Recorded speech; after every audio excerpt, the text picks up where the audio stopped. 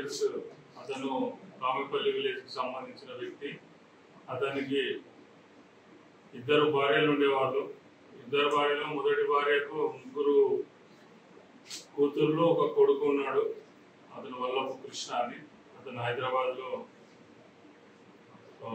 వ్యాపారము తర్వాత ఉద్యోగం చేసుకుంటూ హైదరాబాద్లో నివసిస్తూ ఉండేవాడు.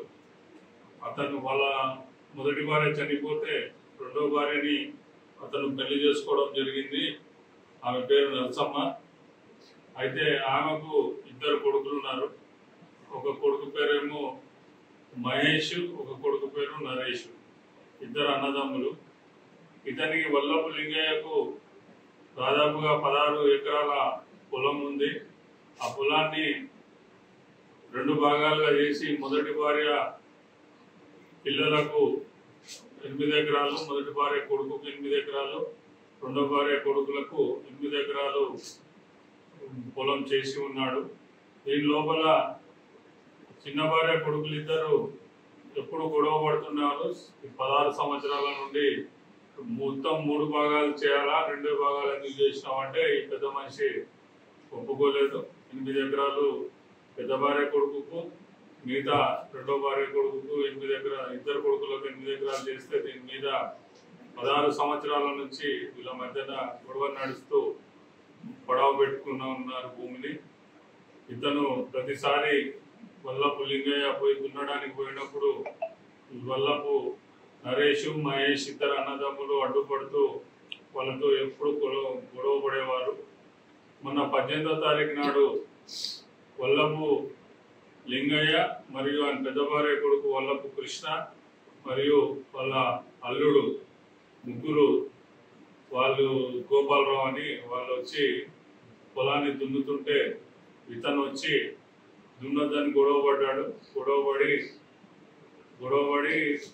ఇంటికి వెళ్ళిపోయి భార్యని తల్లికి చెప్పి మిగతా అన్నం తీసుకొని తర్వాత వాళ్ళ పెదనాన్న కొడుకు అయిన వాళ్ళ రిలేషన్ ఉన్న నూనెపు వీరన్న అనే అతను సహాయంతో వచ్చి గొడవపడి వల్లపు కృష్ణని కత్తితో పొడవడం జరిగింది. తర్వాత వాళ్ళ ఫాదర్ అడ్డం పోతే అతన్ని కూడా గాయపరచడం జరిగింది. వీళ్ళని చంపుతూనే మా పొలం మాకు వస్తుంది, మిగతా భాగం కూడా వస్తుంది అన్న అర్థంతోని ఈ వల్లపు నరేష్, వల్లపు మహేష్ మరియు వాళ్ళ తల్లి వల్లపు నరసమ్మ, వాళ్ళ తన భార్య, తర్వాత వాళ్ళ కజిన్ అవుతున్న వాళ్ళ అన్నకు పెద్దన పాలోళ్ళైన నూనె వీరన్న వీళ్ళంతా కలిసి కుట్రపూరితంగా కృష్ణని అడ్డు తొలగిస్తే మొత్తం ఆస్తి మొత్తం మాకే అవుతుందని, ఆస్తి మొత్తం స్వాధీనం చేసుకోవచ్చు అన్న ఉద్దేశంతో అతన్ని హతమార్చడం జరిగింది. ఈరోజు మార్నింగ్ వాళ్ళు కామపల్లి అవుట్స్కర్ట్స్ లోపల సత్యమాత టెంపుల్ దగ్గరికి ఈ హైదరాబాద్కు పోయి యాంటిసిపేటరీ బెయిల్, హైకోర్టుకు పోయి బెయిల్ తీసుకోవాలనే ఉద్దేశంతో 4 వస్తే మా పోలీసు వారు పట్టుకోవడం జరిగింది.